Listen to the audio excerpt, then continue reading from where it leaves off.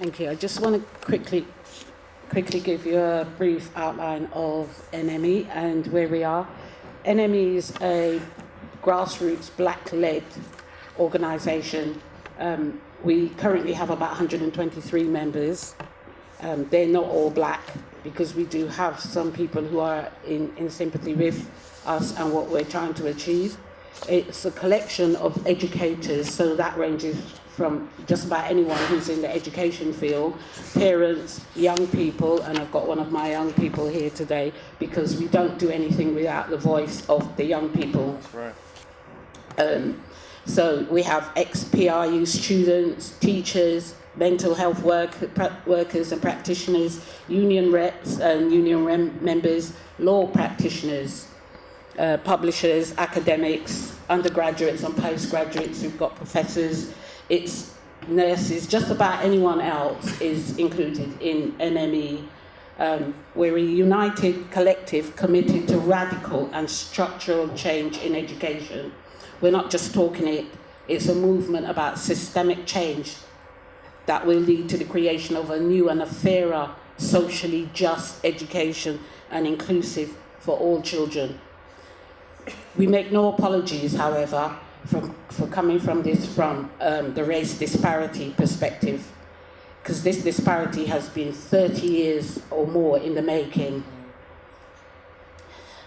Even the government's own exclusion of pupils review in 2006 suggests that the in-school factors and the discriminatory behaviour in schools are responsible for the disproportionality, i.e. decisions made by schools and their staff have the effect of being racist. NME, excuse me, I'm always using acronyms. No More Exclusions has a bottom-up approach. This means that we privilege the voices of our young people. This is all about them. And so they must have a seat at the table, and we're led by them. We aim to tackle the disproportionality, particularly, but not exclusively, around black children and particularly black boys. The campaign is about the abolition of school exclusions in Britain. So we want to start from that. We want all schools, we want government policy to say no more exclusion. We are one of the few countries that actually exclude children. And if we want to take an example, Germany, I had a German undergraduate student, and the word exclusion in terms of education is unheard of for them. Wow. And when they have students who have challenging behaviour, which I hate that terminology, but when they have children who don't thrive in the classroom, and I say, what do you do with those children? Her simple answer was, you find a way, so you don't exclude them. We don't break children and then try and build them back up.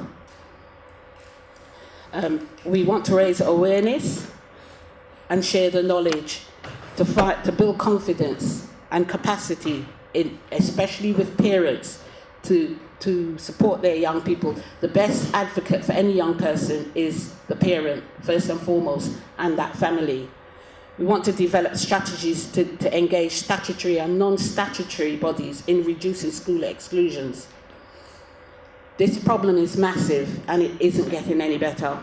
20 years of official government statistics have shown that permanent exclusions of Black Caribbean and mixed white Black Caribbean students are consistently high, and they are significantly more likely to be permanently excluded than their white peers. There was a brief pause in that rate in 1998 and 2001 when the government was literally targeting school exclusions, but then as soon as they decided that it didn't matter again, the exclusions went back up again. We have consistently high overrepresentation of, they're 3 times more likely Black Caribbean boys to be excluded than anyone else. That hasn't changed. In fact, it does increase, and they can be 4 times more likely. And if you throw in things like special education needs, then that becomes even more problematic. This is a particularly serious problem at the end of secondary school, where children are now at the point of doing exams, because once they've been excluded, they don't go back into mainstream education. And we consistently say that education is the key to everything. So we're saying to young people, thank you, education is the key to everything, but then we exclude them from that ability. NME's mission is to bring about an end to the persistent race disparity and school exclusion in the next 5 years, to effect change at legal, policy, practice and cultural level. So that's all about the curriculum as well. We want an education system that works for all.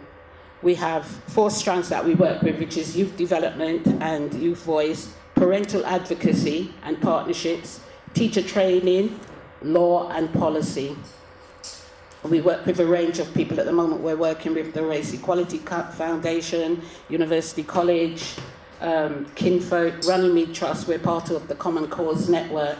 We've been going since October 2018, and we have made a lot of inroads. We work with Lewisham Council, for example. We've supported other parents at Lewisham Council and also Hackney Council.